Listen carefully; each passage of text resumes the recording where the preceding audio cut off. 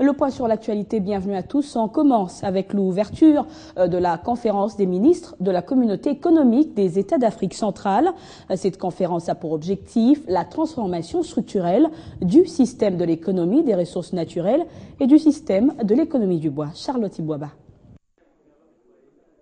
Ce sous le thème diplomatie, intégration, gouvernement et nouvelle économie du bois que s'est ouvert ces assises. De l'État et au nom du gouvernement. Engagé à replacer l'homme et l'environnement au cœur des activités, toutes les parties prenantes dans ce programme se sont mis d'accord sur les stratégies, programmes et politiques sectorielles à mettre en place. Le monde entier s'achemine dans une dynamique de gestion durable et efficiente des ressources.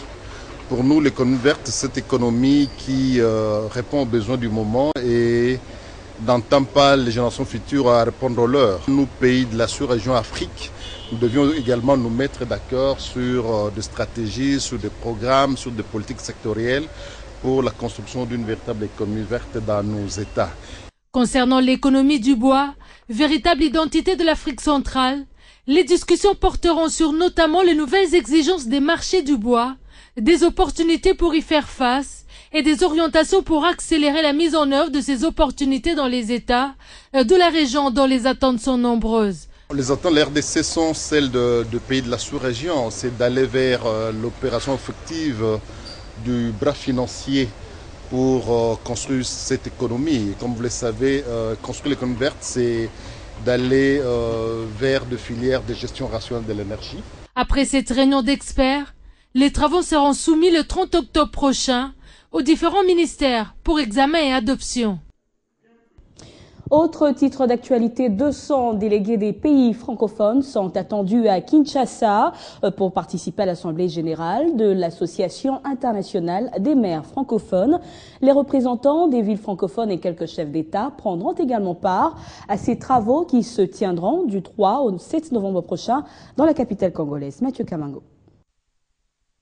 3 thèmes feront l'objet du débat. Il s'agit des villes et migration internationale, dialogue, autorités locales, Union européenne et autres partenaires internationaux. Autre thème, c'est la ville et lutte contre le changement climatique. L'annonce de la tenue de cette 34e Assemblée générale a été faite ce lundi à la presse nationale et internationale par le gouverneur de la ville de Kinshasa, André Kimbutayango. La ville de Kinshasa est une fois de plus honorée d'accueillir les travaux d'une grande rencontre francophone que la 34e Assemblée générale de l'Association internationale de maires francophones, AMF en sigle. La tenue de cette Assemblée générale offre plusieurs avantages à la RDC. Et déjà l'Organisation internationale des maires francophones est intervenue dans plusieurs projets à Kinshasa, comme la construction et l'équipement du centre hospitalier d'État de Ngiringiri et la construction de la maison des savoirs de Kinshasa. Ça n'est suivi un jeu de questions-réponses sur la tenue de ces assises à Kinshasa, toujours capitale de la francophonie. Des chefs d'État dont Catherine Samba de la Centrafrique, Denis Sassou Nguesso du Congo-Brazzaville et Joseph Kabila de la RDC prendront part à la 34e Assemblée de l'AIMF lors de la 6e journée institutionnelle prévue le 6 novembre prochain. Parlant économie dans ce journal, le ministre de l'économie Jean-Paul Nemoyato a procédé à l'ouverture de 33 sessions du comité régional de coordination de négociation APE, Afrique centrale, Union européenne. Cette session aura notamment comme objectif consolider les positions forgées afin que le rapport qui sera bientôt fait au comité ministériel de Brazzaville justifie et rassure pour la relance des discussions bilatérales avec l'Union européenne. On écoute ici le ministre de l'économie.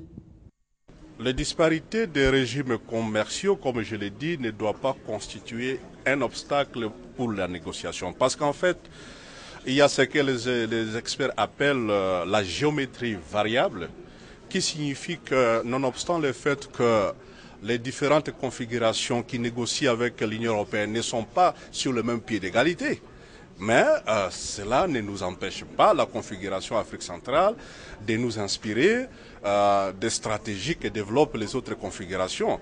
Et donc, le train, lorsqu'il démarre, chaque passager peut le prendre au niveau de son gare. Pendant ce temps, à la primature, le chef du gouvernement Matata Ponyo a présidé une réunion sur la réalisation de l'enquête de type questionnaire unifié, indicateur de base du bien-être 2015 en RDC.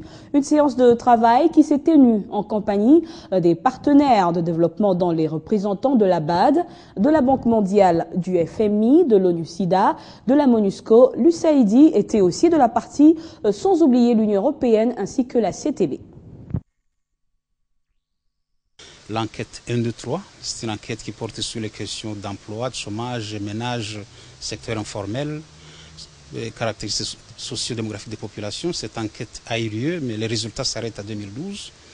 Mais comme nous sommes impliqués dans le processus de réalisation des OMD et que nous avons pris des engagements dans le cadre des Nations Unies, il est question de pouvoir actualiser les informations, constituer d'autres résultats qui couvrent la période 2014-2015 de manière à pouvoir alimenter les rapports finaux que Monsieur le secrétaire général des Nations Unies aura présenté quant à la réalisation des OMD. Et voilà donc pourquoi Son Excellence Monsieur le Premier ministre a convoqué cette réunion pour que nous puissions discuter avec les partenaires au développement sur les pilotages d'une autre mini-enquête que nous sommes en train de lancer qui permettra justement de disposer des informations devant couvrir la période 2014-2015.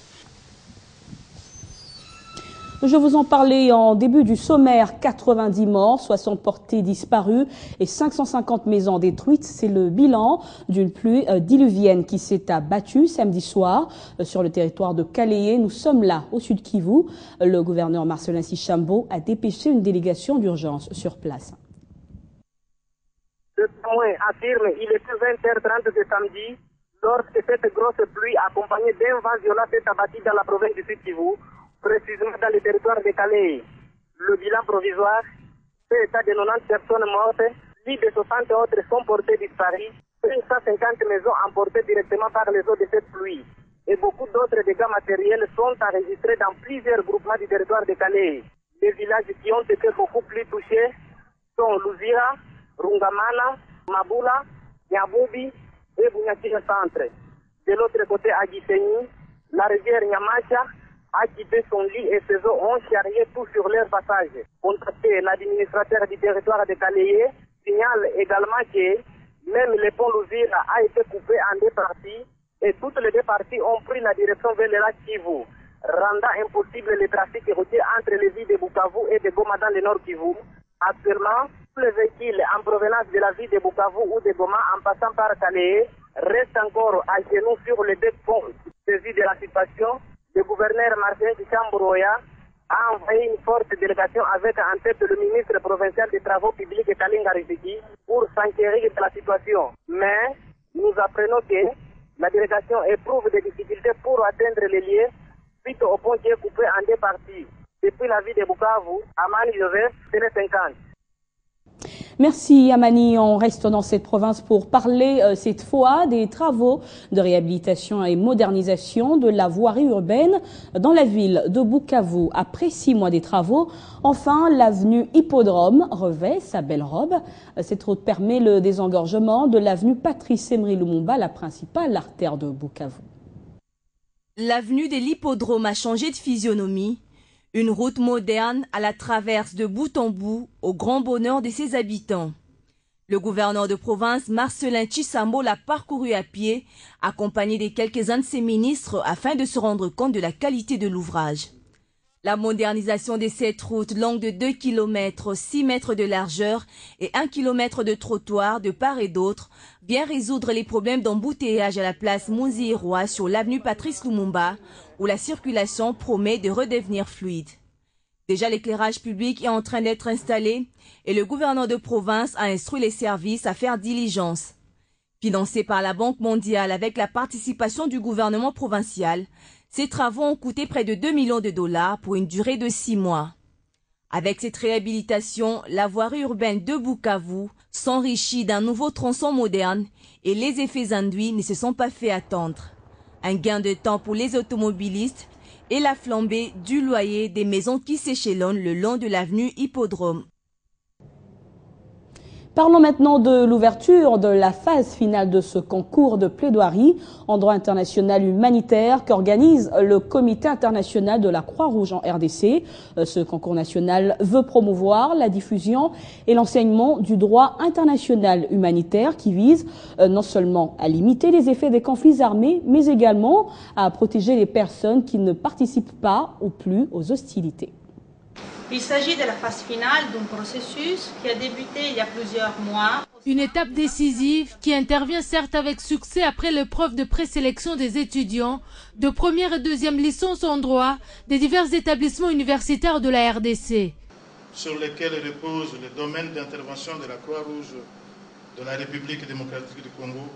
En plus du mandat de protection et d'assistance aux victimes de conflits armés, lui conféré par la communauté internationale, le CICR a également la mission de gardien et promoteur du droit international humanitaire. C'est une occasion que nous offrons aux étudiants, particulièrement de la faculté de droit de la RDC, à mieux approfondir leurs connaissances sur les questions qui touchent au droit international humanitaire. Grâce à ce concours, une certaine émulation est créée parmi les étudiants sur l'ensemble du pays et particulièrement là où le CICR exerce ses activités, dans les 6 provinces que nous avons citées tout à l'heure. Et donc c'est une occasion que nous donnons à ces étudiants de démontrer leur maîtrise du droit et puis surtout de voir comment allier ce droit à la mise en pratique. Pour Alexandra Ménégan, chef de la délégation du CICR en RDC, la présence des représentants du gouvernement congolais à cette cérémonie témoigne de la volonté de ces derniers de se joindre au CICR pour faire connaître et respecter le droit international humanitaire. 12 étudiants au total participent à la finale de ce concours. Le droit international humanitaire, c'est un droit qui est vivant, c'est un droit qui s'applique sur le terrain. Ici, c'est une phase finale et c'est déroulera durant 3 jours, comme on a eu à le dire, et à l'issue de ces 3 jours, nous allons proclamer la meilleure équipe. La meilleure équipe représentera la République démocratique du Congo au concours régional soutenu par le CICR qui se tiendra en 2015 à Niamey, au Niger. On passe au sport, 2 buts partout, c'est le score qui a sanctionné la finale allée de la 18e Ligue des champions de la CAF entre l'SV Club de la RDC et l'entente sportive de Sétif d'Algérie. Les Dauphins Noirs de Kinshasa, contraints au nul dimanche au stade Tata Raphaël de la Kétule, se voient dans l'obligation d'aller défier l'équipe algérienne lors de la manche retour. C'est donc à Blida où se jouera le titre. Retour sur le film du match avec Doudou Mbala. Les Dauphins Noirs n'avaient plus atteint la finale. La finale de la Ligue des champions de la CAF en sa 18e édition pour ses premiers actes s'est jouée à Kinshasa et c'est le stade mythique Tata Raphaël qui accueille l'événement. Et sur l'aire de jeu, les 22 acteurs, déjà un peu crispés par l'événement, reçoivent les encouragements des autorités du pays. Il est 15h30 à Kinshasa et c'est le début des hostilités. D'entrée des jeux, les Algériens assiègent la défense des Verts et Noirs d'une talonnade parfaite. Ahmed Ziaya manque le cadre de justesse. La réaction congolaise arrive à la 14e minute, mais la frappe de Lema Mabidi passera à côté. Le club qui a démarré timidement cette rencontre va finalement accuser le coup et encaisser le premier sur ses corners. Attention à la déviation, l'ouverture du score. Cette talonnade de Matouli Ahmed est déviée malheureusement par Noumbele Ndombe, 1-0, mais le public congolais applaudit. Ce but matinal entame alors les mentales des Dauphins Noirs, proche même de concéder un deuxième but. La frappe de Ziaya, détournée par Nelson Lukong, touchera le montant. 46e minute, c'est l'heure choisie par le poulain de Florent Ibenge lorsque Younou Saint-Amou voit son action stoppée dans la surface de réparation par une main algérienne. Penalty, indique l'arbitre. Les portiers algériens partis du bon côté, mais Lema Mabidi a bien tiré. Le stade jubile, mais pas très longtemps, puisque c'est la pause.